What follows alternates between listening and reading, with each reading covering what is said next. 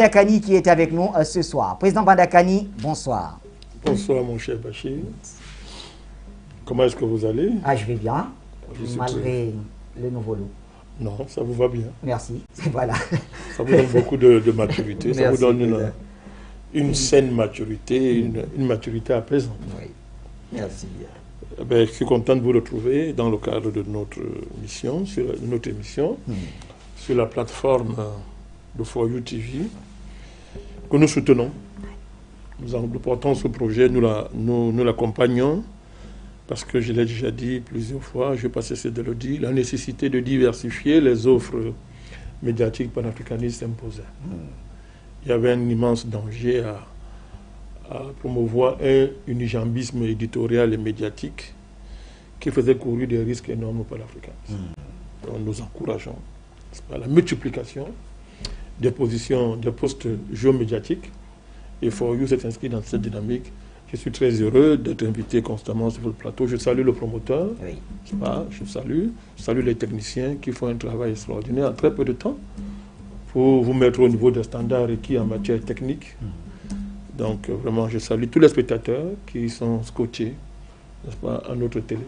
Merci d'être là, Président Bandakani, et tous les téléspectateurs. D'ailleurs, ils se connectent au fur et à mesure sur toutes les plateformes.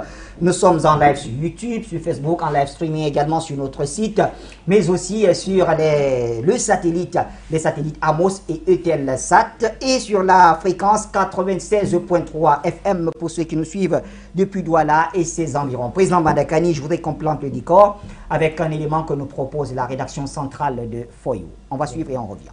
Des négociations s'organisent en coulisses entre le gouvernement d'Abiy Ahmed et les rebelles du Front de libération du peuple du Tigré. D'après plusieurs diplomates africains et occidentaux, les discussions pourraient commencer dès la fin du mois de juin en Tanzanie, probablement dans la ville d'Arusha, connue pour avoir déjà accueilli le processus de paix rwandais en 1993. À l'origine de ce rapprochement, Olusegun Obasanjo, l'envoyé spécial pour la Corne de l'Afrique de l'Union africaine, qui a multiplié ces derniers mois les allers-retours entre Addis Abeba et Makale, la capitale provinciale du Tigré. Soutenu en coulisses par des chancelleries occidentales, l'ancien président nigérian, âgé de 86 ans, plaide depuis septembre 2021 pour un cessez-le-feu permanent et complet entre les autorités fédérales éthiopiennes et les rebelles. La guerre, lancée en novembre 2020, a déjà fait des dizaines de milliers de morts, des millions de déplacés et plongé le nord de l'Éthiopie dans une grave crise humanitaire. Telle qu'elle se dessine, les tractations à huis clos devraient réunir 2 délégations de 5 membres chacune. Si la signature d'un cessez-le-feu, un accord sur les livraisons humanitaires et la reprise des services élémentaires, électricité, banques, carburant, sont clairement sur la table, les questions territoriales, elles, ne devraient pas être abordées. Pour l'heure, les deux camps se font discrets sur d'éventuels pourparlers. Mais le changement de ton est palpable dans les couloirs du gouvernement fédéral. La porte-parole du Premier ministre Abiy Ahmed, Biyene Seyoum, a déclaré lundi 6 juin que le gouvernement adoptait une posture pacifique et qu'ils étaient entièrement engagés dans l'initiative de paix de l'Union africaine. Un volontarisme affiché, non dénué de... Voilà, merci Anne Siama qui nous a permis de planter le décor. Président Bandakani, beaucoup de nos téléspectateurs sur les antennes de For You Média ne sont pas encore familiers à cet axe qui nous conduit vers la Corne de l'Afrique. Alors, on parle aujourd'hui de l'Éthiopie. Tout d'abord, que représente ce pays pour le continent africain? Ben, il a une grande importance symbolique de par son histoire. La défaite extraordinaire qu'il a infligée aux colons italiens à Adwa lui a bâti la réputation d'être le seul pays africain de ne pas avoir été colonisé. Donc symboliquement, c'est quelque chose d'immense. Il y a eu la personne de Haile Selassie Myriam, qu'on a appelé le roi des rois, qui a réussi à se donner une statue assez importante dans le giron politique international, à la faveur de beaucoup de circonstances. Donc, à cause de ce passé-là, l'Éthiopie a incarné quelque chose de très fort dans la conscience panafricaniste. D'ailleurs, c'est pour ça que le siège de l'Union africaine est en Éthiopie. Oui. C'est à cause de ce background historique. Bon, c'est vrai qu'il y a beaucoup de mythes aussi. Il y a les mythes, il y a du mythe là-dedans, parce que beaucoup de gens ne savent pas que Haïlé Sélassié, a dû s'enfuir à un moment donné. La deuxième attaque des Italiens, il a dû s'enfuir, se réfugier à Londres. Oui. Et il a dû revenir lorsque l'Italie a perdu la guerre, et c'est les Anglais qui l'ont pratiquement réinstallé. Alors cette partie de l'histoire, on n'aime pas beaucoup dire, mais nous les panafricanistes, on doit dire la vérité. Ça ne change rien à l'immensité et la gloire de la défaite italienne à Adwa, oui, qui a fondé, n'est-ce pas, le mythe, n'est-ce pas, la légende de l'Éthiopie et de son leader. Il y a le fait que, sur le plan culturel, sur le plan spirituel, à cause du mouvement Rastafari, l'Éthiopie a représenté quelque chose en termes de, parlons comme ça, d'un certain retour, à une spiritualité authentiquement africaine. L'Éthiopie a représenté ça. Donc, sans oublier historiquement ce que l'Éthiopie représente, même dans l'imaginaire multimillénaire de l'Afrique. Donc il y a tout ça qui fait que l'Éthiopie, ce n'est pas n'importe quel pays pour le continent. Maintenant, il y a le rôle qu'il a joué depuis Haïlé Sélassié. Oui. Il a joué un rôle, il a servi de pont, les gens ne le savent pas beaucoup, mais il faut le dire. La chance qu'a eu l'Éthiopie, ou la malchance, c'est que l'Éthiopie a été le premier pays qui a permis aux Américains d'entrer en Afrique. Oui. Parce que l'Amérique n'avait pas de colonie. Vous voyez. Donc les puissances coloniales européennes s'étaient partagées l'Afrique. L'Angleterre, la France, ce que vous voulez, c'était partager l'Afrique. D'ailleurs, il y avait ce grand projet qu'on connaît. Cette fameuse croix sur le continent, d'un côté le plan français et le plan anglais. Vous voyez, du nord au Cap, et de l'autre côté de l'ouest à la côte de l'Afrique. Oui. Voilà, donc ça opposait deux visions. Ça faisait vraiment une croix. Une croix, oui. Deux visions qui opposaient celle de la France et celle de l'Angleterre. Oui. Alors face à tout ça, les Américains n'ont pu entrer sur le continent que grâce, n'est-ce pas, à l'Éthiopie, dirigée à son temps par l'empereur Haïlé Sélassié. Du coup donc, il s'est bâti une alliance stratégique entre les Yuza et l'Éthiopie qui a permis aux Américains de contrôler pendant très longtemps ce que vous appelez justement la Corne de l'Afrique, qui est un point extraordinaire, qui est une route géopolitique, géocommerciale extraordinaire, parce qu'une part essentielle du commerce mondial passe par là. Vous comprenez? Le commerce mondial passe par là. Ce qui fait que donc, celui qui contrôle la Corne de l'Afrique est un maillon important dans la géopolitique mondiale et dans les affaires mondiales. Donc, ce partenariat donc, a déterminé l'histoire de l'Éthiopie. Sous l'empereur Sélassié, il faut rappeler que lui-même, l'empereur Sélassié, n'a réussi à prendre le pas sur les autres peuples éthiopiens. C'est une mosaïque d'au moins 80 peuples, Éthiopie. C'est le plan de sa carte ethnique. C'est au moins 80 peuples, mon cher Bachir, dans lesquels vous avez la domination des Oromo, d'un côté les Amharas, oui, le peuple d'origine de Haïlé Sélassié. Vous avez les Tigréens, oui, c'est 7% autour de la population, et vous avez tout le monde. Il y a les Somalis, oui, il y a beaucoup de peuples, 80. Donc, les Amharas ont pris le pas sur d'autres peuples et ont fondé Addis Abeba, la capitale, n'est-ce pas, à partir des ascendants de l'empereur Sélassié. Vous savez comment ils ont pu le faire? Vous le dites. Par une alliance avec les Occidentaux qui ont fourni à M. Théodoros, l'ascendant lointain de l'empereur Sélassié, qui lui ont fourni l'arme à feu. Et avec l'arme à feu, donc, il a pu prendre le pas sur les autres peuples et les a fédérés autour de lui. C'est ça l'histoire de l'Éthiopie. Et du coup, il y a donc eu la prédominance du peuple Amharas sur les autres peuples. C'est comme ça que l'histoire de l'Éthiopie s'est battue. Mais après la chute de l'empereur Sélassié, c'est Mengistu Haile Mariam qui prend le pouvoir. N'est-ce pas? Il est allié aux Russes. Il va instaurer un régime assez autoritaire d'orientation marxiste-léniniste.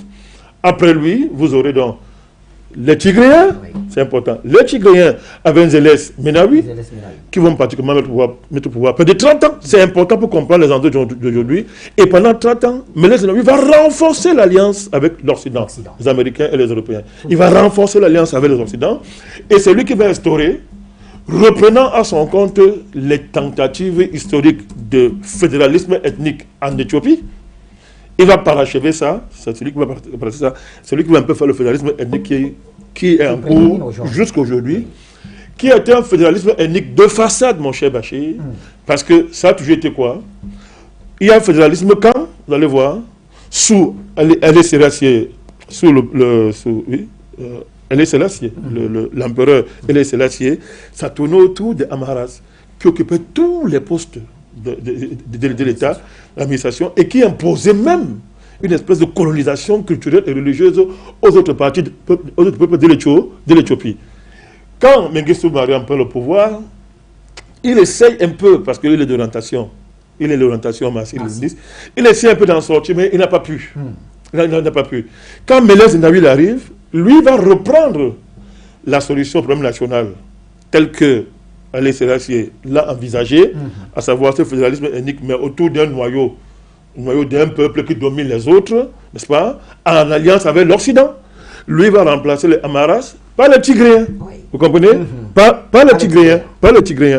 Il va donc imposer la domination des Tigréens dans l'appareil d'État en faisant une coalition un peu fantoche, ou en faisant un peu de peinture gauche à droite. Mais dans le fond, c'est les Tigréens qui contrôlent le pouvoir. Ils vont juste ça à l'arrivée du Premier ministre actuel, Abiy Ahmed, qui va remplacer Mariam Desalegn, n'est-ce pas, qui va essayer cette continuité.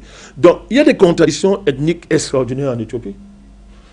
Les Omoro, qui représentent près de 30% de la population, s'estiment marginalisés depuis des décennies, depuis très longtemps. Quels que soient les dirigeants. Les dirigeants, c'est tout peuple-là, les Omoro. Et les Omoro, donc, souvent, se sont alliés avec les Tigréens. Par exemple, là, ils se sont alliés avec les Tigréens. Mais quand les Tigréens ne sont pas au pouvoir, ils ont tendance à s'allier avec les Amaras, ou bien d'autres parties du peuple, pour combattre le pouvoir qui est en place. Les Occidentaux ont longtemps joué sur ces contradictions pour essayer de maintenir l'Éthiopie dans leur giron. Donc, le problème, c'est clair. C'est l'alliance stratégique avec les Yuza et les Occidentaux en général qui ont construit l'Éthiopie. Vous comprenez? L'Éthiopie. Alors, aujourd'hui, il y a un basculement qui a eu lieu avec Abiy Ahmed, qui lui-même est un fils des Yuza. Parce qu'il a été formé au Yuza, Abiy Ahmed. Il a toute sa formation, il a eu au Yuza. Mais entre-temps, la politique étant ce qu'elle est, la géopolitique étant extrêmement dynamique, il a fait un basculement vers la Russie et la Chine. Vous imaginez donc que ça en plaît par Yuza.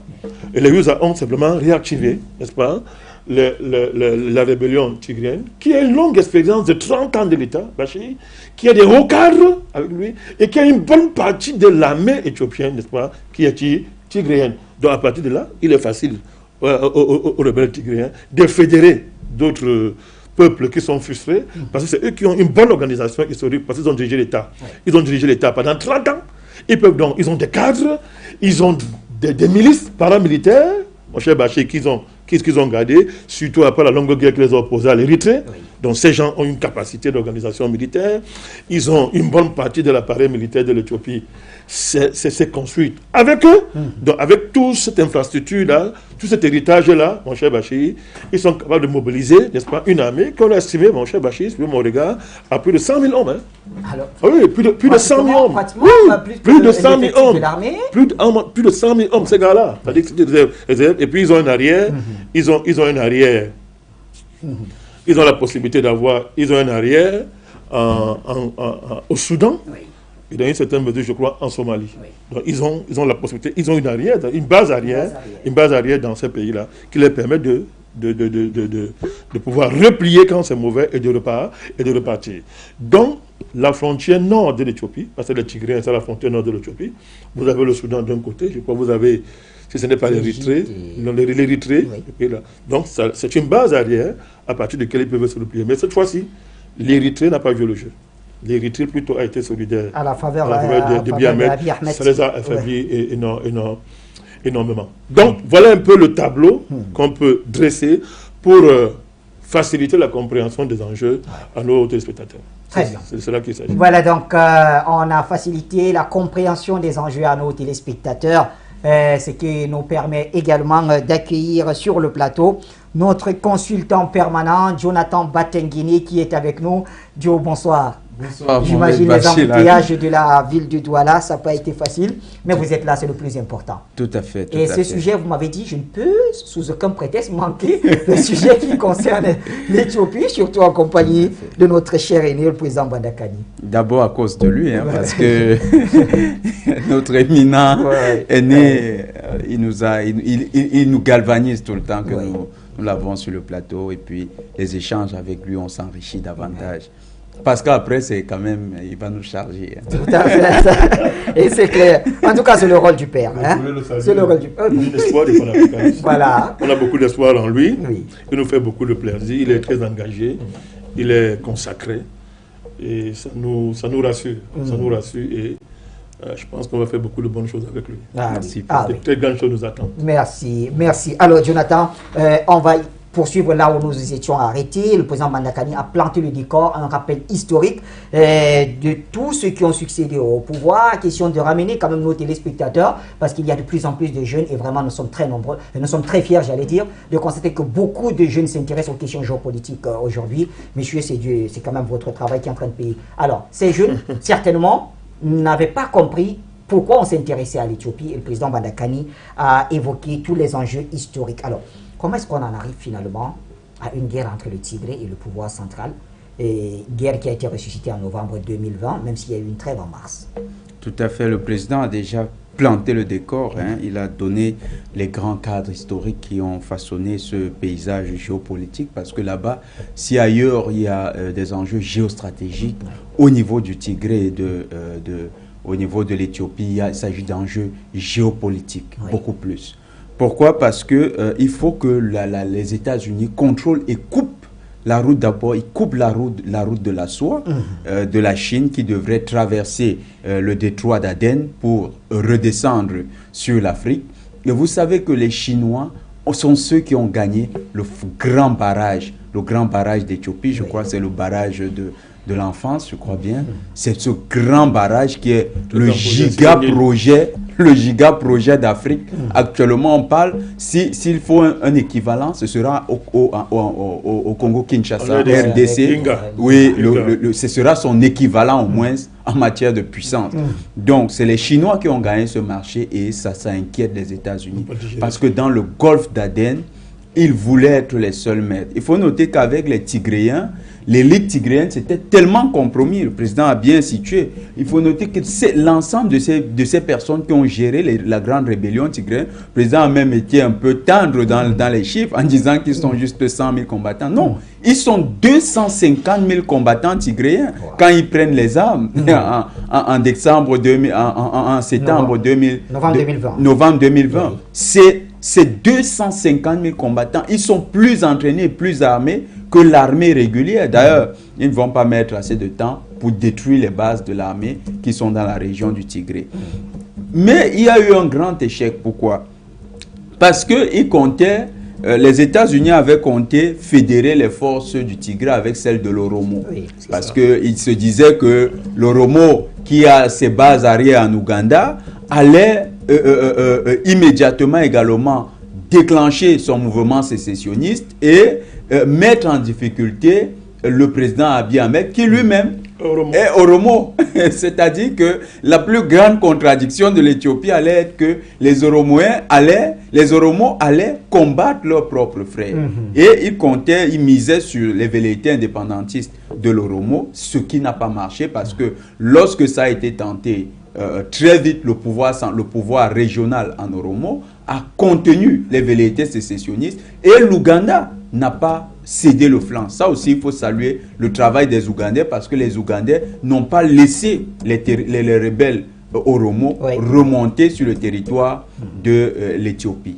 L'Éthiopie a donc eu le champ libre, et avec les Érythréens qui ont une vieille rancœur, parce que le TPLF, c'est eux qui vont affronter l'Érythrée dans la grande guerre d'Éthiopie. Oui. La première grande guerre d'Éthiopie de 1970, c'est le TPLF, donc le Front tigréen, qui va être la grande, qui va incarner l'armée éthiopienne et va commettre les plus grands massacres au Tigré, en Érythrée. Oui. Les forces érythréennes, donc, ne vont pas être sensibles du fait du poids de l'histoire à la rébellion tigréenne. Et il y a encore un enjeu géopolitique majeur, c'est que les Érythréens sont les alliés de Moscou. Puisqu'ils sont alliés traditionnels et qu'ils en veulent aux Tigréens, ils vont naturellement prendre position pour l'Oromo. Il faut noter une chose. Pendant que vous parlez, vous pouvez ouvrir le standard. Je vois Abou d'Angleterre me faire des signes, me demandant si ça passe. Oui, le standard est ouvert. Les numéros WhatsApp, vous les affichez également, les autres numéros classiques. Merci. Donc, ils vont prendre position pour l'Éthiopie. Il faut noter une chose. Pendant longtemps, la velléité sécessionniste en Éthiopie a été alimentée parce qu'il y avait une hégémonie, constatée. Oui. D'abord, c'était la tribu de Haïlé Sélassié qui était indexée comme étant celle qui voulait imposer son hégémonie. Mais après, les Tigréens également ont été vécus comme étant une minorité qui voulait imposer son hégémonie sur l'ensemble des autres communautés. Donc, ce passif-là va jouer contre les Tigréens. Les Tigréens vont donc être seuls contre le reste de l'Éthiopie. Et ce qu'Abiy Ahmed a réussi à faire, c'est ce qui avait manqué aux dirigeants avant lui.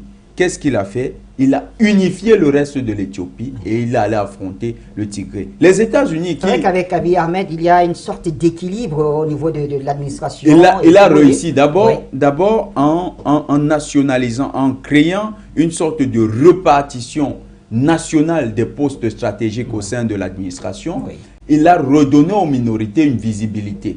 Et ceux qui se sont sentis lésés dans ce jeu parce qu'ils occupaient la quasi-majorité des postes dans l'administration, c'était les Tigréens. Et c'est pourquoi eux, quand ils entrent dans la rébellion, ils sont actionnés par les États-Unis. Les États-Unis, il faut noter, ils ont une approche depuis les années 70 qui semble marcher chaque fois que ça se répète. Regardez toutes les rébellions et tous les conflits, même sécessionnistes, qui sont soutenus en back-office par la CIA. Vous verrez une chose, un peuple est remonté contre l'autre partie du peuple à partir d'une fausse fierté locale qu'on leur fait miroiter et aussi à partir d'un sentiment de marginalisation qu'on exacerbe au sein de son élite et à partir de canaux de communication qui trouvent pour la plupart le prétexte presque parfait alors. Tout à fait. Oui.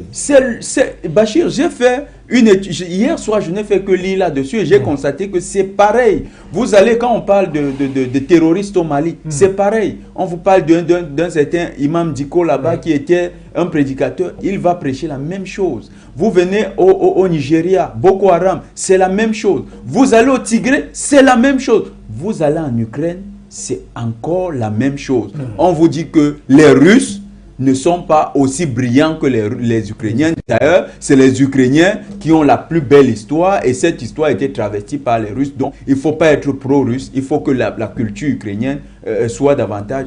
Et sur la base de cette fierté, on crée un nationalisme dangereux qui va faire imploser l'unité que vous aviez auparavant. C'est ce qui s'est passé en Éthiopie.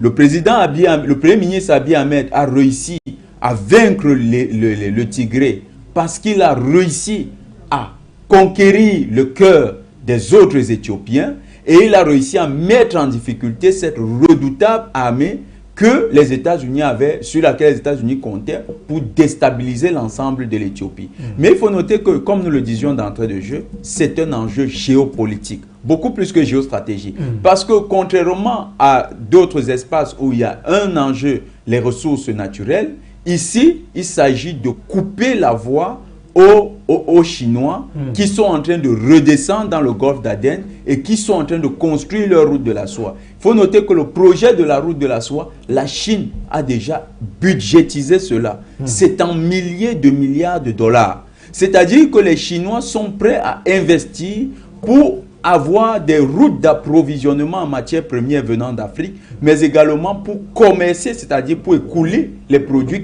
les éléments de leur production qui sont actuellement excédentaires sur leur marché. Et les États-Unis savent une chose, c'est que les nouveaux marchés ne se créeront pas sur Mars. Le nouveau marché, c'est l'Afrique.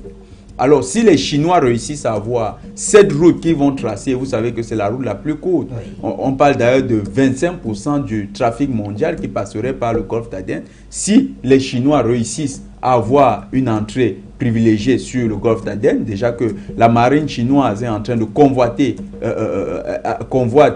ce golfe-là. Vous savez qu'ils ont une base à Conakry. Oui. Ils voudraient avoir également une présence militaire là-bas. Les Russes sont en Érythrée. Donc, les Russes peuvent faciliter l'entrée aux Chinois. Alors, ils pourraient redescendre vers le Soudan, c'est-à-dire lier le Soudan à l'Érythrée, puis à la mer, à l'océan Indien, et là, devenir de véritables concurrents. Parce que pour trouver l'autre allié des États-Unis, il faut remonter un peu plus haut. Là, vous trouvez le Kenya, un peu plus bas, vous trouvez le Kenya. Et donc, les États-Unis savent que s'ils contrôlent là, même le détroit de Gibraltar, même le canal de Suez devient secondaire pour les Chinois parce que à partir de cette route-là, les Chinois peuvent contourner le canal de Suez. Et le canal de Suez, vous savez qui le gère? C'est l'entreprise Suez. C'est une partie revient aux Égyptiens, une autre partie également aux États-Unis. Donc, ils savent que s'ils perdent le contrôle du canal, si le canal de Suez devient obsolète, parce que les Chinois, qui sont aujourd'hui les key players, on peut dire les plus grands exportateurs dans le monde en matière de produits commerciaux, les Chinois, si ils réussissent à éviter ces zones-là, les Chinois peuvent créer eux-mêmes un marché et devenir autosuffisants sur le plan de leurs propres importations. Et là, ça inquiète les États-Unis qui se disent, ça devient plus simplement de concurrents sur le plan du marché international. Ils vont se créer des monopoles. Ils vont carrément bousiller les États-Unis au niveau du commerce international. Donc les États-Unis ne veulent pas ça. Et ils savent que l'implication sera par la suite le renversement géopolitique de l'équilibre géopolitique Chine-Moscou contre Washington et ses alliés. Et naturellement, les pays du monde qui vont constater que c'est l'axe le plus prospère vont se tourner vers ceux-là, même ceux de l'Union européenne, dont les États-Unis sont en train de jouer leur suivi. Ils ont donc mis beaucoup de moyens dans la zone de l'Éthiopie parce qu'ils se disent il fallait à tout prix que l'Éthiopie ne soit pas un pays qui rentre dans le giron de la Russie et de la Chine. Malheureusement, leur pression à partir du Tigré n'a fait que jouer en faveur de ces deux-là. Merci à Jonathan. Abiy Ahmed n'a fait que se rapprocher des Russes et des Chinois. Et des Chinois, malheureusement. Avant peut-être de retourner vers le président Bandakani, je vois l'appel de Abou d'Angleterre sur notre numéro WhatsApp. Est-ce qu'on peut prendre l'appel maintenant?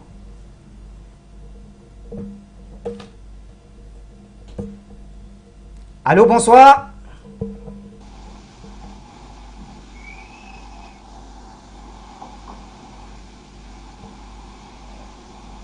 Abou d'Angleterre, est-ce que vous m'écoutez? Bonsoir. Alors, on va prendre Lamine Diop donc, de Genève pendant ce temps. Lamine, bonsoir.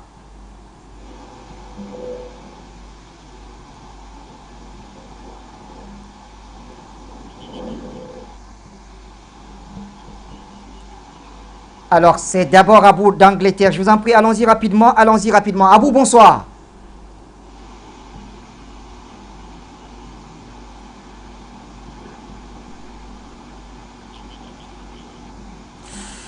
Président Bandakani, je vais revenir vers vous d'abord. Ça traîne un peu de l'autre côté. Alors, j'entends plutôt quelqu'un qui va essayer de parler.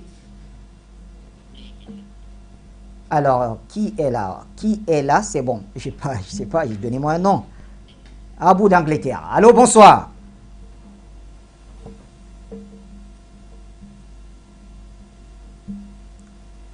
Abou, bonsoir. Allez-y, vous êtes à l'antenne. De mouvement ce soir, le journaliste de mérite, celui-là même qui a dompté l'art journalistique, santé vous salue avec beaucoup de déférence. Je salue la Dream Team, celle du président Bandakani que j'adore, et de Jonathan. Une fois que j'ai dit cela, vous savez, Bachir, ce qui se passe en Éthiopie, entre l'Éthiopie et le Tigré, c'est faire conforter notre position. On dit que la Russie est le choix. Et celle-là même dont l'Afrique a besoin de se libérer des griffes des Yankees, des trucs comme on appelle ça même, des impérialistes. C'est un temps politique pour la Russie qui veut de se produire quand on voit que le Tigré est en train de finir le traité de paix. Une fois de plus, la Russie a monté un résultat probant. La qualité, à vous vraiment désolé, la qualité d'écoute n'est pas très bonne. Je ne sais pas ce qui se passe avec la ligne de Londres ce soir. Peut-être allez-vous raccrocher et réessayer pendant ce temps. Si on peut prendre Lamine Diop, Jean Sakpono plutôt, depuis les États-Unis. Jean, bonsoir. Bonsoir Bachir, bonsoir. Nous saluons votre travail que vous faites. Merci. C'est vraiment encourageant. Nous saluons les techniciens, nous saluons notre grand maître, l'un des maîtres de notre génération aussi, Badakani. Badakani soit salué, je l'entends aussi, et soyez salué. Merci pour le tableau historique que Badakani vient de présenter concernant l'Éthiopie et le Tigré. Et le dialogue sera nécessaire, et on en a besoin. Vous voyez, ces Américains, c'est les Américains, ces Américains, parce que je les appelle ces Américains. Les Américains, regardons un peu ce qu'ils ont fait depuis la nuit des temps à l'Afrique de bien. Rien de bien. Si ce n'est que de mal. Ils ont créé les virus, tué les Africains. Ils ont soutenu la France pour détruire les Africains. Voilà ce qu'ils ont fait. Je vous rappelle, c'est dans l'assiette de l'ambassade des Amériques, le 13 janvier 1963, que Sylvanus Olympio, le premier président élu au Togo, a été tué. Vous voyez cette Amérique-là? C'est comme ça qu'ils complotent contre nous. Alors si aujourd'hui, le monde qui devient un village planétaire, les Africains veulent tisser des relations avec des autres pour pouvoir tirer profit, quels droits ils sont? Ces gens-là qui se disent américains, ils se disent, je ne sais pas quoi, hein? Quels droits ils sont pour interdire? C'est contre l'univers, et c'est contre Dieu. Ce n'est pas sérieux. On n'a pas la force pour détruire, mais on a la force pour protéger. Mais ils ont la force pour détruire. Et depuis longtemps, ils ne faisaient que détruire l'Afrique avec les virus, c'est ça qu'on sort, les maladies, c'est ça qu'on sort. Et après, ça pour venir dire quoi? C'est pas sérieux. Alors, Bassi, c'est un bon combat. Que ceux que vous avez invités, qui décortiquent vraiment sérieusement ce combat-là, que la jeunesse comprenne. Ceux qui sont les ennemis de l'Afrique, que personne ne vous trompe. Ils sont là, sont visibles. Donc, la guerre de Tigré et de l'Éthiopie, nous voulons que ces Africains-là se comprennent et de cesser d'être les relais de ces Occidentaux qui ne font que nous tuer. En échange de quoi? Aujourd'hui, vos enfants ne peuvent plus aller fréquenter dans ce pays-là. C'est fini. Que Dieu bénisse Bachir, nous sommes en guerre. Merci, cher Jean Sakpono, depuis les États-Unis d'Amérique. On va rester au téléphone avec un appelant de la Côte d'Ivoire. Malheureusement, je n'ai pas le nom. J'espère que je vais reconnaître à travers la voix. Bonsoir. Bonsoir, M. Bachir. Alors, votre nom peut-être et puis... Moi, c'est M. Yapi. Monsieur Yapi, soyez le bienvenu. Merci à vous. Vous avez l'antenne. Merci à vous également. Ok, d'abord, je tiens à féliciter tout ce que vous faites pour la Côte d'Ivoire et pour l'Afrique. Et je tiens à féliciter Banakani qui est sur le plateau. Notamment Benjamin Banekene aussi. Et vous également, l'un des meilleurs journalistes du continent et du monde entier. Bon, il faut dire que tout ce que les Américains font, ils ont compris une chose. C'est la fin de leur dictat qu'ils ont imposé depuis longtemps au monde. Aujourd'hui, ils ont vite fait de comprendre que l'Afrique a dit ça, et que ce n'est plus l'Afrique il y a 10 ans qu'ils ont connu. Et vous voyez que tous les foyers de tension que les États-Unis sont en train d'allumer en Afrique, c'est pour se donner de la contenance, afin de pouvoir mettre pied en Afrique et faire ce qu'ils veulent. Mais ça ne passera pas. Comme aujourd'hui, il y a des éveils de conscience tels que les Banakani et autres, nous, Africains, nous savons tout ce qui se passe. Même tout ce qu'ils font dans le noir, nous sommes informés. Et je le dis au nom du Seigneur, les États-Unis vont mordre la poussière en Afrique. Et ça sera leur chute. Donc, véritablement, continuons ce combat qui est énorme. Et vous avez tout notre soutien ici en Côte d'Ivoire. Et que Dieu bénisse l'Afrique. Et bénisse For You Media. Merci infiniment, très cher Yapi, pour ces bénédictions. On en a besoin en tout cas. Nous allons prendre un dernier appelant pour cette série et je reviens vers le président Bandakani qui aura certainement beaucoup à dire pour la suite. Lamine Diop, bonsoir. Bonsoir mon cher Bachir, bonsoir l'ensemble des téléspectateurs et des visiteurs de For You ainsi que votre régie technique. Bonsoir aussi à l'ensemble des panélistes participants à ces thématiques. Écoutez mon cher Bachir, les Tigréens selon moi sont désormais sous pression. Et ils sont dans l'obligation de s'entendre avec Addis Abeba, et ça va de soi jusqu'à présent, devant cette guerre qui est déclenchée de manière subversive par des forces étrangères bien connues. Il y a eu une réaction de fermeté de la part de l'état-major éthiopien, et c'est très bien comme ça, mais il y a eu aussi une réaction d'unité. Pour une fois, on a vu que le peuple éthiopien, avec son guide Abiy Ahmed, tout comme au Mali, a réagi vite et réagissait vigoureusement pour soutenir les décisions régaliennes de son état-major. Il est évident que les banderas derrière les Tigréens poussent ces derniers à aller vers un cessez-le-feu. Et peut-être la paix sera possible dans ce contexte-là. Toutefois, j'espère bien que cet accord visera à pacifier et à désarmer les Tigréens. Sinon, pas d'accord ni de cesser le feu. Selon étant, cet accord permettra aussi d'espérer une éventuelle amélioration de la situation humanitaire dans les Tigrés.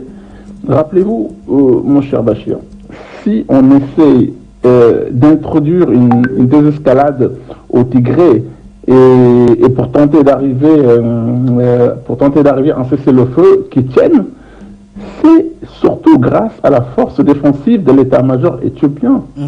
C'est pour cela qu'on dit souvent il faut que nos États africains avancent en matière de technologie là où on est extrêmement faible, car qui dit force défensive dit naturellement l'électronique de guerre. Il faut s'industrialiser, bien entendu, et il faut avancer en matière de défense. Alors, moi, je ne suis pas en train de dire on va faire l'armée africaine. L'armée africaine, selon moi, elle n'existera pas. Elle n'existera pas parce qu'il y a beaucoup de défis politiques, des défis parapolitiques même, et ethnocentriques. Mais en revanche, une Afrique armée, ça c'est quelque chose qui est essentiel, qui est possible, qu'on peut faire avancer. Et si l'Éthiopie arrive à contenir ces banderas tigréens, c'est grâce à une Éthiopie, très bien armée. Donc la balle est dans notre camp. Si nous souhaitons pas être dissous et disloqués en micro-État politiquement instable et rentable économiquement pour les banderas occidentaux, il va de soi qu'il faut avancer vers une Afrique très armée. Merci, bonne fin d'émission, à bientôt. Ciao. Merci Lamine, à très bientôt. Alors, Abou qui insiste un tout petit peu, et je vois qu'on va prendre Abou, président, pour le libérer, puisqu'il était le premier à vouloir réagir sur cette thématique. Abou d'Angleterre, et cette fois c'est la bonne. Cher ami, je vous retourne l'antenne. Bonsoir, mon très cher frère Bachir Ladan, c'est M. Abou d'Angleterre. Sentez-vous saluer avec beaucoup de différences d'amour, de paix et de joie. Je salue votre Dream Team, président Badakani que j'adore, et son fils Jonathan que j'adore. Bachir, une fois que j'ai dit cela, je salue tous les appelants, les techniciens et la chaîne des mérites For You TV. Une fois que j'ai dit cela, ce qui se passe entre l'Éthiopie et l'héritier vient consolider tout ce que nous pensons, nous panafricanistes, à propos de la Russie. C'est une énième victoire de la Russie, de la coopération entre un pays africain et la Russie. C'est ce que nous disons, que la Russie est le partenaire qui apporte la victoire, est le partenaire qu'il faut à l'Afrique en se pointer, en ce moment-là où on dit que la politique, c'est l'appréciation de la réalité du moment. Donc, dans un plan de court terme, cette Russie-là est indéniable, hein, pour qu'on se défasse de l'impérialisme, hein, des Yankees. L'impérialisme des Occidentaux, c'est la Russie qui est l'outil, l'instrument, hein, fatal à cet impérialisme-là. Et ce qui se passe entre l'Éthiopie et l'héritier qui veut s'asseoir pour un traité de paix, vient encore consolider et vient montrer de façon pragmatique où que le partenariat avec la Russie est un partenariat gagnant. C'est un partenariat qui monte toujours, qui aboutit toujours à la victoire. Donc nous disons qu'il n'est plus question de tergiverser aux autres peuples africains qui sont en train de traîner les pas, que maintenant, hein, la Russie n'a plus rien à prouver, démontrer. Elle a fait ses preuves partout où elle est passée, en Syrie, en Centrafrique, au Mali et maintenant en Éthiopie. Partout où la Russie intervient, c'est la victoire assurée pour le peuple africain. Donc c'est la réalité du moment de l'histoire de l'Afrique actuellement. C'est un partenariat stratégique, il faut le saisir, il ne faut plus tergiverser. Nous disons, tel que le Cameroun a signé un traité militaire avec la Russie, que la Guinée équatoriale maintenant ne doit plus tergiverser dans sa quête de rupture avec la France. Elle doit se presser de signer un traité militaire, aussi un accord militaire avec la Russie. Et ainsi de suite, tous les pays qui veulent s'affranchir en Afrique doivent le faire. Bachir, c'était mon intervention. Bonne continuation. C'était M. Abou. Bye bye from now. Bye bye. Bye bye, très cher Abou, membre de l'OPAM, l'Organisation panafricaine mondiale qui donc organise du 23 au 25 la foire, le Forum international d'investissement panafricain. Ce sera à Bamako, au Mali. C'est ce mois-ci en tout cas. Et Foyo Média est associé à cet événement. Je tiens à le rappeler à nos téléspectateurs. Président Bandakani, je reviens vers vous sur notre thématique. Alors, deux choses ont attiré mon attention. La première, c'est que le cessez-le-feu initié par le Premier ministre Abiy Ahmed a été respecté. C'est dit de mars à juin, c'est pratiquement calme du côté de l'Éthiopie. Deuxièmement, l'appel, en tout cas, la possibilité d'aller vers des négociations, une fois qu'il l'a évoqué, les rebelles tigréens ont accepté et d'ailleurs ont même choisi, je crois, le Kenya pour abriter cela, puisqu'il y avait des hésitations entre la Tanzanie et le Kenya. Donc, finalement, c'est le Kenya d'après les dernières informations. Alors, ma question est celle de savoir pourquoi les rebelles ont-ils obtempéré? Est-ce parce qu'ils étaient déjà dos au mur ou alors une réelle volonté, en tout cas une prise de conscience du mal que la guerre a fait jusqu'ici? Ce n'est pas une prise de conscience. Oui. Le problème de l'Éthiopie est constitué par le problème des Tigréens. Les Tigréens sont le problème même de l'Éthiopie. C'est-à-dire, quand ils sont au pouvoir, ils croient au fédéralisme et à l'unité du pays. Quand ils ne sont pas au pouvoir, ils veulent la sécession. C'est-à-dire, c'est ça les rebelles tigréens. Les rebelles tigréens. Et avec, je vous ai dit tout à l'heure, avec tout le capital militaire, administratif, symbolique et intellectuel qu'ils ont accumulé durant près de 30 ans les exercices de pouvoir, ils sont conscients de leur capacité de nuisance, mon cher Bachir, et ils ont derrière eux, n'est-ce pas, les criminels qu'on appelle les Américains, l'État criminel américain, donc en plus de l'Union européenne. Donc avec ça, ça veut dire qu'ils se croient tout permis. Tout permis. Et écoutez, quand vous regardez le début, le prétexte qu'ils ont mis en avant pour la rébellion, c'est-à-dire qu'on décale les élections qui étaient prévues, je crois, fin août 2020. Bon. La commission électorale fédérale décale les élections pour cause de Covid. Non, mais eux, ils décident donc, pas question. Ils créent leur commission électorale, ils créent leur loi électorale, et ils font leur élection, hein, et ils proclament les résultats et dégagent un parlement régional au nez et à la barbe de l'État fédéral. Oui. Attends, écoutez, mon cher Bachir, quand même, quel État peut accepter ce genre de défis? Mais c'est parce que c'est toujours un agenda géopolitique. Ce sont des instruments. Les Tigréens sont un instrument de la géopolitique américaine dans la Corne de l'Afrique. C'est de cela qu'il s'agit. Et du coup, ils se croient tout permis. Parce que quand leur parrain veut créer, quand leur parrain décide, au nom de ses intérêts, de ses humains, de mettre le feu dans la Corne de l'Afrique, les Tigréens n'ont pas le choix. Ils obéissent. Parce qu'ils se sont construits, ils se sont organisés, ils se sont constitués contre le DEC, c'est-à-dire le pouvoir qu'on l'appelle Mengistu, de Mengistu Haile Mariam, n'est-ce pas?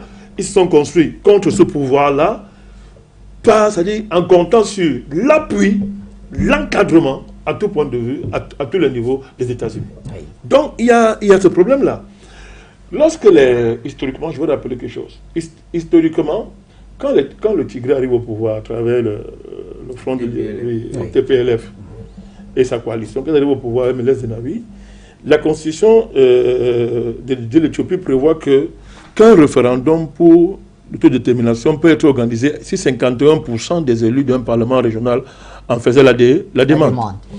L'occasion se présentait à l'époque avec la région Somalie. Vous savez que l'Éthiopie, c'est pratiquement la continuité du Djibouti.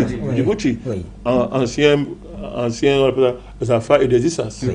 C'est-à-dire que c'est ça qu'on appelle aujourd'hui Djibouti. Vous comprenez? Donc les Somalis sont en même temps à Djibouti et ils occupent une région de l'Éthiopie. Donc, sous Mengistu, quand ils arrivent au pouvoir, Meles Zenawi, les Somalis ont dit que, ok, la Constitution dit ceci, nous réunissons les conditions constitutionnelles, n'est-ce pas, pour, n'est-ce pas, passer, c'est-à-dire proclamer notre autodétermination. Mais dis non, il fallait voir la réaction de M. Zenawi à l'époque. C'est la guerre, c'est-à-dire c'était terrible. Il est inconcevable que ça se fasse. Une terrible répression s'est abattue sur les Somalis, mon cher Bachir, sous le regard souriant à la limite de la communauté dite internationale. Quand il était au pouvoir, même quand il prend le pouvoir, en 91, pourquoi ils ne proclament pas l'indépendance du Tigré, s'ils sont si attachés à cette indépendance? Quand ils arrivent au pouvoir, à la chute de Mengistu, ils auraient pu dire que, ok, nous, parce qu'ils dénonçaient, tous les peuples là dénonçaient le faux fédéralisme ethnique qui prévaut en Éthiopie en disant que, moi, écoutez, sous Haile Selassie, c'est les Amaras qui ont dominé. Hein, sous Mengistu, c'est pas Mengistu, il était tigré, je crois. Oui, Mengistu, le tigré, voilà. À partir de lui, voilà.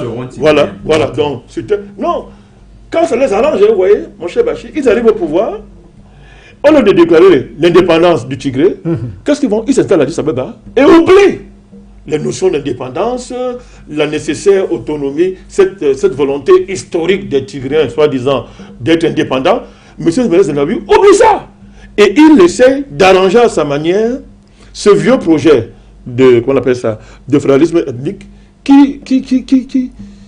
qui menace de faire imploser l'Éthiopie depuis l'empereur Selassie et qui n'a jamais réussi. M. Zenawi va aller plus loin, n'est-ce pas? Il va maintenir ce fédéralisme ethnique au profit des Tigréens. Moi, je voyais que pour que l'Éthiopie ait la paix, mon cher Bachir, il faut régler le problème tigréen. Il faut régler ça. Est-ce que ces futures éventuelles discussions pourraient être l'occasion justement de régler la question tigréenne? C'est ce que nous disons. Oui. Nous n'avons pas tous les éléments sur la table. Oui. Tout à l'heure, je n'ai pas pris votre question. Vous avez demandé pourquoi ils ont négocié. Non, le rapport de force n'est pas... Le rapport de force est totalement défavorable, mon cher Bachir. Le parrain n'est plus le plus fort du monde, c'est de cela qu'il s'agit. Oui. Le parrain n'est plus le plus fort du monde. Les Yankees, n'est-ce pas, État criminel par excellence, qui vient de déclarer la guerre à l'Afrique, une guerre qu'elle pètera. Oui. Bachir, je vous demande, je vous supplie, faites une émission sur cette loi. Moi, je demande à Foyou de faire une émission sur cette loi américaine qui a été votée. Je vous prie de le faire. Demandant à punir... les Africains qui ont collaboré avec la Russie. D'accord. C'est une déclaration de guerre. C'est noté, président. Et l'Amérique va perdre cette guerre. Bon, cet État criminel n'est plus fort. C'est ça la réalité. Quand l'Amérique était forte, elle dictait sa loi dans le Golfe, le Tadin, dans la Corne de l'Afrique, comme disait tout à l'heure Jonathan. Mais l'Amérique, c'est désolé, n'est plus la plus forte du monde. Aujourd'hui, il y a en face de l'Amérique la Russie et la Chine, mon cher Bachir. Donc, ce rapport de force géopolitique travaille contre les Tigréens.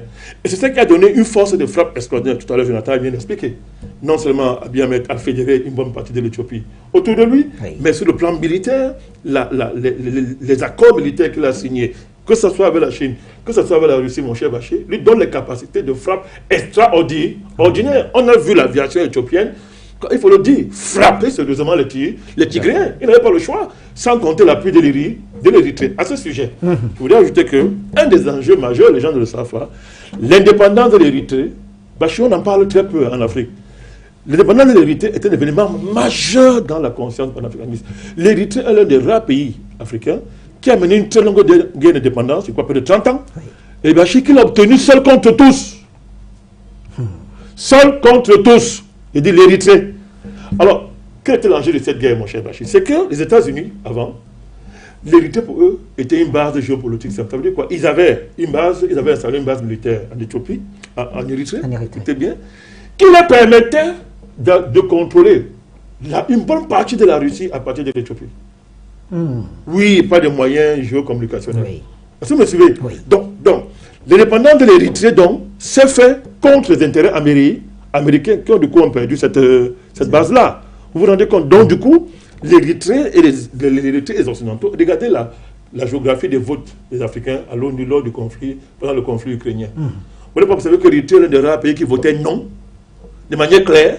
Lui, c'est non. Oui. C'est-à-dire, il était pour la Russie, de manière claire, pas d'abstention. À chaque fois, lui, il a voté pour la Russie, contre l'Occident. Ça passe inaperçu comme ça. L'Érythrée, c'est pas n'importe quel pays. Hein. Quand on parle de panafricanisme, l'Érythrée, là, c'est pas n'importe quel pays. Les Africains doivent commencer à étudier l'histoire de l'Érythrée.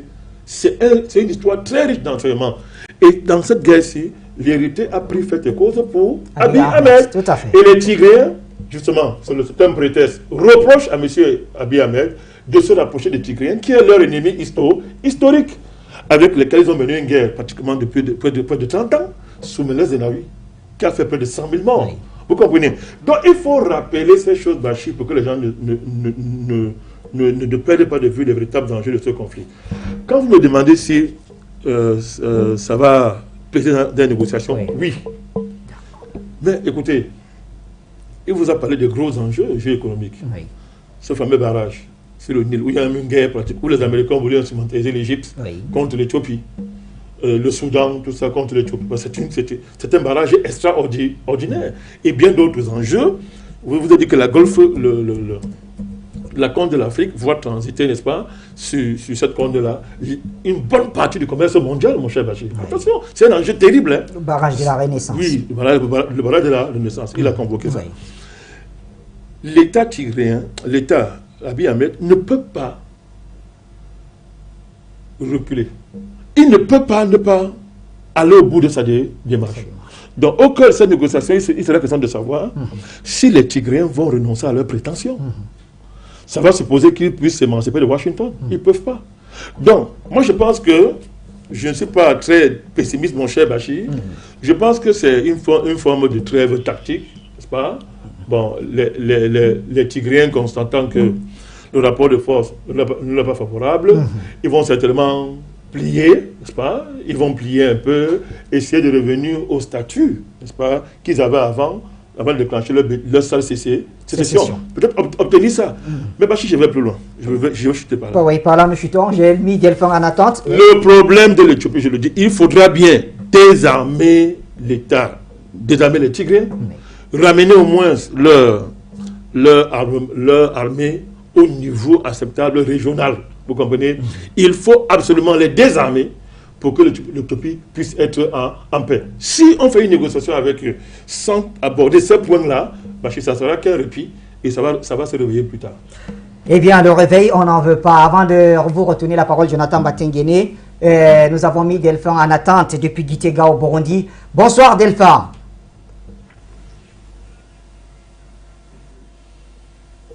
De me laisser la priorité. Je m'excuse du retard, j'étais affairé ailleurs, tu le sais mon cher Bachir, nous en avons parlé en off. Je transmets mes salutations bien sûr, comment l'oublier, au président du nouveau mouvement populaire et l'ensemble de celles et ceux qui nous suivent une fois de plus. Eh bien, je n'ai pas grand chose à ajouter, j'épouse tout à fait les propos de mon cher aîné, monsieur Bandakani. Il ne faut pas transiger avec cette histoire d'armement. Mais alors, pas du tout. Sinon, nous risquons de avoir une Côte d'Ivoire bis avec le nègre de maison là qui prétend gouverner notre Côte d'Ivoire chérie. Donc là, ça c'est un point. Et second point, je vais un peu répéter ce que j'ai dit hier, je crois, ou avant-hier. L'Éthiopie nous place dans les problèmes, dans le type de problème que rencontrent les États africains côtiers. C'est-à-dire que nous devons nous mettre à faire de la géostratégie, pas uniquement sur les territoires, donc les territoires continentaux, mais aussi sur les eaux qui nous entourent. En l'occurrence, M. Bandakani a rappelé les enjeux de ce fameux barrage qui inclut ce qui reste du Soudan jusqu'à l'Égypte, donc par voie d'extension aux États-Unis.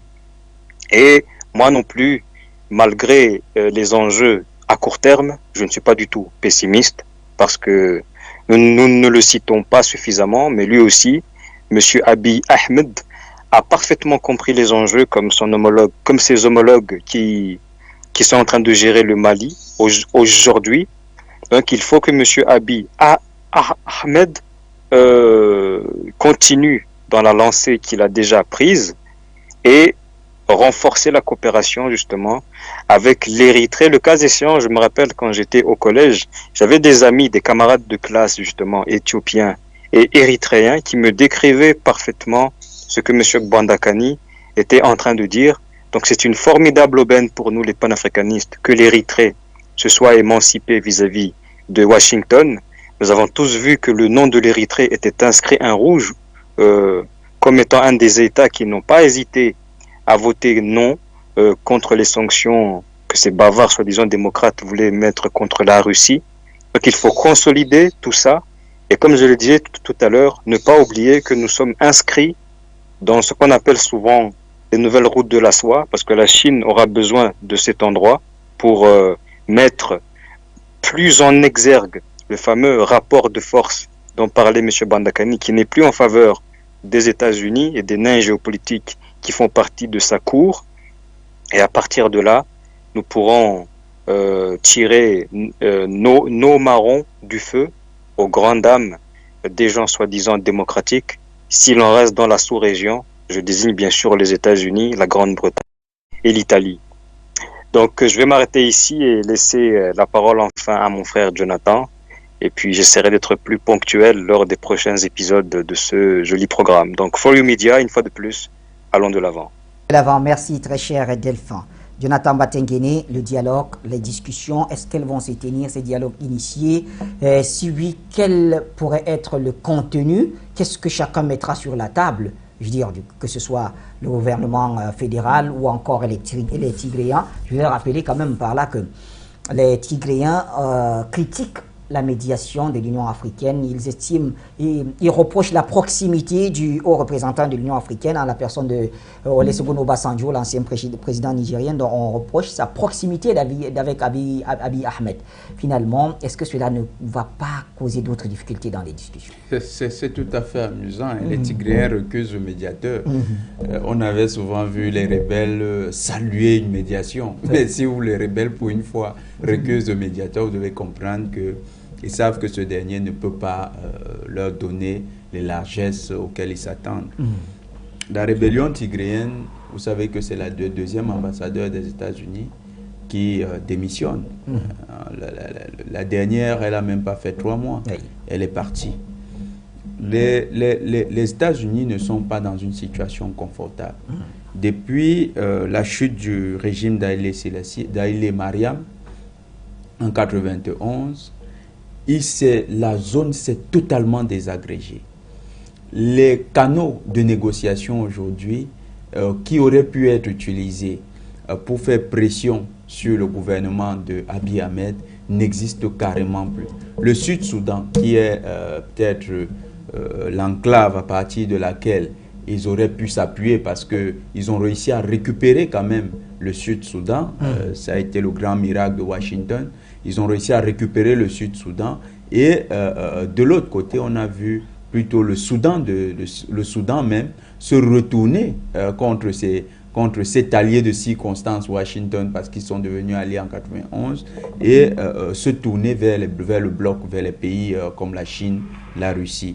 On a aussi vu l'Érythrée qui était déjà fidèle à la Russie monter en puissance et se rallier au régime éthiopien. Un paradoxe qu'on regarde ce qui s'est passé pendant la Grande Guerre de 91. Donc, maintenant, qu'est-ce qui reste aux Érythréens? Il leur reste un seul élément, c'est le Kenya. C'est pourquoi ils sont confortables que la médiation se passe au Kenya. Parce que, souvenez-vous, en décembre 2021, le Kenya était des pays qui appelaient à l'ouverture de pourparlers entre le gouvernement d'Abiy Ahmed et la rébellion tigréenne. Et le Kenya, qui aurait pu jouer, qui aurait pu mettre la pression sur certains mouvements rebelles, avait laissé certains mouvements rebelles quitter son territoire pour aller attaquer les forces militaires éthiopiennes. Donc, sur le lieu, vous avez vu que les rebelles, ils sont confortables, ils ne vont pas récuser le lieu, ils sont d'accord que c'est le Kenya. Oui. Mais puisque Abiy Ahmed a déjà fait une concession, il ne peut pas leur laisser l'avantage de choisir le médiateur. Il laisse sur le lieu, mais il choisit son médiateur. Ça cause la situation. Pourquoi? Parce que Obasanjo, c'est aussi un homme qui a connu une guerre de sécession. La guerre du Biafra. Et elle est profondément ancrée dans son histoire politique. Et les rebelles savent que, les rebelles tigréens savent que le président Obasanjo sorti, il fait partie des généraux nigérians qui avaient adopté la posture forte avec le général Bouhari, le général Yakubu Gowon, qui avait maté la rébellion, la sécession du Biafra, au point où ces derniers, les Biafrais, se sont réfugiés dans les pays voisins. Donc, ayant déjà connaissance de cette histoire du président Obasanjo, et sachant qu'à cette période également, le président Obasanjo avait une bonne maîtrise, parce que la rébellion du Biafra, c'est dans les années 70, le président Obasanjo a vécu la chute du régime Haïlé Mariam. Donc, le président Obasanjo maîtrise très bien le problème et certainement, il ne viendra pas leur faire les faveurs auxquelles ils s'attendent. Ils auraient bien préféré quelqu'un comme Goodluck Jonathan, qui lui est plutôt... On l'a envoyé dans la CEDEAO, il est médiateur pour le Mali. Oui, mais ils auraient préféré bien quelqu'un comme lui, parce que lui, il est beaucoup plus à la solde de l'Occident. Il est facilement manipulable. Maintenant, quel pourrait être le contenu que pourrait réclamer les Tigréens sur la table des discussions? La même chose pour le gouvernement fédéral. Qu'est-ce qu'ils peuvent revendiquer chacun à peu près? Les Tigréens, vous savez, si aujourd'hui... Le nœud du problème, il faut bien le dire, c'est la sécession. Il faut d'abord préciser une chose. Ils ne sont plus en rapport de force. Ils n'ont plus un rapport de force favorable. Le cessez-le-feu, vous savez pourquoi il est survenu? Parce qu'il y avait la famine. Il y avait la famine. Le gouvernement avait tellement, son offensive était tellement puissante qu'il n'y avait plus à manger. Les militaires de Tigré se sont retirés du principal axe de l'autoroute qui pouvait couper la capitale de la région du Tigré. Et c'était l'axe le plus névralgique, parce que il y a une importante ville là-bas qui est le poumon industriel de l'Éthiopie. Oui. Ils avaient carrément réussi à prendre une partie de cette ville. Mais quand la ville leur a été récupérée, ils ont abandonné l'autoroute stratégique. Et ils sont rentrés se caser dans le... Et l'offensive de l'armée aujourd'hui est circonscrite dans la région du Tigré. Oui. C'est-à-dire que tous les combats se passent dans le Tigré. Ils n'ont plus le rapport de force favorable. D'ailleurs, Abiy Ahmed avait lancé une dernière mobilisation. Mais c'est pendant qu'il lançait la dernière mobilisation que l'ensemble de l'opinion éthiopienne avait demandé que pour des raisons humanitaires, oui, parce qu'il y a la famine, il faut qu'il observe un cessez-le-feu. Et c'est dans ces conditions qu'est survenu un cessez-le-feu. Et ils ont accepté. Ce n'était pas parce que les rebelles étaient tellement forts que l'armée s'est repliée. Non, le rapport de force ne leur est pas favorable. On n'est plus en train de discuter de la sécession. Eux-mêmes ont déjà commencé à modifier les termes de la négociation. Aujourd'hui, en Éthiopie, plutôt que de parler de sécession, ils parlent davantage d'avoir un statut particulier de la région du Tigré. Abiy Ahmed lui propose que le régionalisme continue sur les bases sur lesquelles ils étaient partis. Et que le Tigré désarme. Les thèmes que l'État central pose, c'est qu'il n'y ait plus de milices armées dans le Tigré. Voilà les véritables thèmes de négociation actuellement. Donc, les Tigréens ne peuvent plus faire de chantage. L'ambassadeur des États-Unis, le deuxième, a démissionné. Parce que, vous vous souvenez, en novembre 2021, le Premier ministre Abiy Ahmed a carrément signifié, quand il allait lancer son offensive sur la région du Tigré, il a carrément signifié à l'ambassadeur des États-Unis qu'il était désormais persona non grata en Éthiopie. Donc, le Premier ministre Abiy Ahmed a carrément chassé tout leur soutien. Et maintenant, ils sont là comme orphelins. Parce que même les Égyptiens ne peuvent pas les soutenir, ils sont très loin. Ils sont là-bas, leur malheur, c'est d'être coincés entre l'Érythrée qu'ils ont combattu, les Érythréens qu'ils ont combattu hier, et le reste du peuple éthiopien qui les regarde comme étant des traîtres. Des gens qui se sont sérieusement empiffrés des ressources de l'Éthiopie. Le président Banakani vous l'a dit, quand ces gens géraient, on parle d'Haïlé Mariam, il était Afar. L'autre, Mengistu. Mengistu était tigréen. Après Mengistu, Zeraoui était tigréen.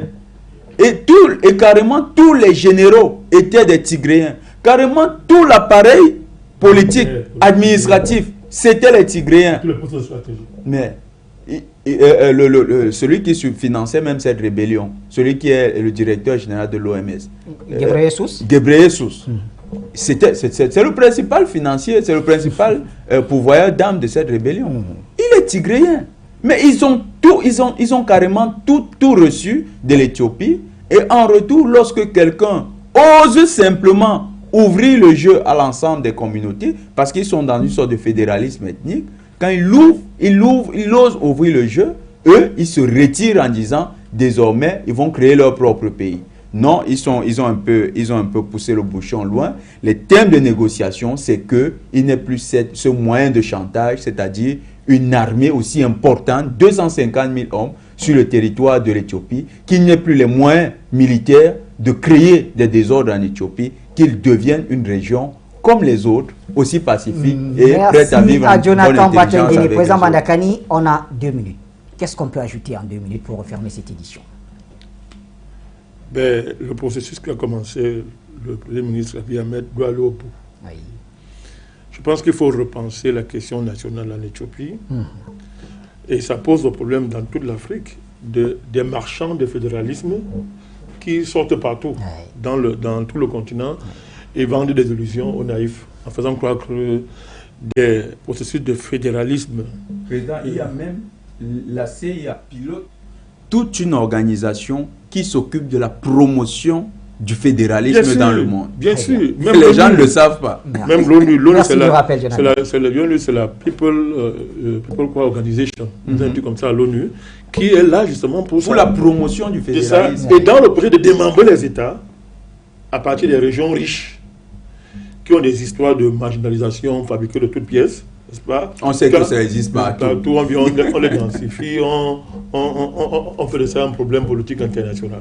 Donc je suis en train d'indiquer que le problème national en Éthiopie, mon cher Bachir, c'est cette incapacité à construire un véritable patriotisme qui dépasse la question ethnique. C'est le problème. C'est-à-dire qu'il n'y a pas encore en Éthiopie, et c'est important pourquoi je le dis, parce que tout à l'heure, je vous ai rappelé le caractère symbolique de l'Éthiopie pour l'histoire de l'Afrique. Oui. Et je vous ai dit que dans cette histoire, il y a beaucoup de mythologies qui ont amené les gens, à cause de la gloire d'Haïlé Sélassié, à partir de la défaite de l'Éthiopie à Adwa en 1892, cette gloire a masqué beaucoup de dysfonctionnements et de défaillances structurelles de l'État éthiopien. Et ça qui continue aujourd'hui. Je pense qu'Abiy Ahmed a l'occasion de faire sortir l'Éthiopie de cette fragmentation, n'est-ce pas, régionale, n'est-ce pas? On peut maintenir la régionalisation, mais ça adosser ça sur un tribalisme aussi gros, un régionalisme ethnique aussi grossier et vide à tout point de vue sur le plan économique et social, mon cher Bachir. Donc il faut que Abiy Ahmed mène la réflexion plus loin. Il a commencé par fédérer autour de lui la majorité des peuples de l'Éthiopie, qu'il aille loin et qu'on développe un véritable sentiment national, n'est-ce pas, qui dépasse, n'est-ce pas, ce bricolage fédéraliste, n'est-ce pas, qui est trompeur à tout point de vue. Donc moi je pense que c'est l'enjeu principal. Et ça commence par le désarmement, c'est pas négociable, des Tigréens. Bachir, c'est pas négociable. Il faut désarmer ces gens. Il faut désarmer ces gens, et de mon point de vue même, il créer même une section spéciale de l'armée éthiopienne qui va rester là-bas pendant un bon bout de temps, jusqu'à ce qu'on s'assure que vraiment ces vérités-là sont neutralisées. Si ce n'est pas fait, c'est qu'il peut être le temps, c'est-à-dire que ça va recommencer. Ça va recommencer. Et l'Éthiopie est très très importante pour l'Afrique, la compte de l'Afrique est très très important pour nous dans notre géopolitique panafricaniste. Il ne faut pas jouer avec cette affaire. Moi, je voudrais vous rappeler que sur Zenawi était le pion de la CIA pour mettre l'ordre chez les voisins, c'est-à-dire renverser les dirigeants qui ne plaisaient pas à Washington, soutenir les dirigeants qui leur plaisaient. Ils ont joué un grand rôle. Le développement qu'il y a aujourd'hui en Somalie, M. Zenawi porte une très grosse responsabilité, mon cher Bachir, que ce soit au Soudan, il porte une très grosse responsabilité. Et quand vous voyez les conséquences du conflit somalien et du développement qu'il y a eu au Soudan, qui traverse pratiquement toute l'Afrique, traverse les gars-là, arrive en Afrique centrale, mon cher Bachir, impacte le golfe de Guinée. Vous voyez que nous sommes directement concernés par ce qui se passe en Éthiopie. Ce n'est pas si loin de nous, contrairement à ce que les gens pensent. Ce n'est pas si loin de nous. Nous avons un intérêt à ce que l'Éthiopie soit stable. C'est allé sur une très bonne voie. Abiy Ahmed a fait des choses extraordinaires. On parle de Haïlé Sélassié, la bataille d'Adwa. Oui, c'est une grosse date dans l'histoire de l'Afrique. Mais le fait de chasser l'ambassadeur américain en Éthiopie, c'est quelque chose de très fort. Les gens ne m'imaginent pas. Parce que quand je vous ai rappelé ici que ce n'est pas l'Éthiopie que les Yuza sont entrés en Afrique. Oui. Et l'Éthiopie a été le premier allié stratégique des Yuza. Ça a duré depuis que ce pays est pratiquement en créé. tout cas, aujourd'hui, voit que Abiy Ahmed est arrivé à ce niveau, alors que lui-même il a été formé aux États-Unis dans les services secrets au niveau de la CIA. C'est un renversement géopolitique qui doit encourager les panafricanistes. Merci, Président Bandakani. C'est une thématique qui reviendra d'ailleurs dans nos prochaines éditions. Merci à Jonathan Batengene qui était avec nous, à vous également, à tous ceux qui ont contribué dans la préparation et la production de cette émission. Chouban était à la réalisation avec à ses côtés Liga. Et bien sûr, dans cette salle, comme chef plateau, c'était Song Guidjol avec la collaboration dans la préparation au niveau rédactionnel de Lady Foot et bien sûr Ntiama. Merci à toutes et à tous. C'était donc cette autre édition du point sur l'actualité sur les antennes de Foyo Média. On se retrouve certainement demain pour le même programme et ne zappez pas le journal avec votre Lady dans quelques secondes.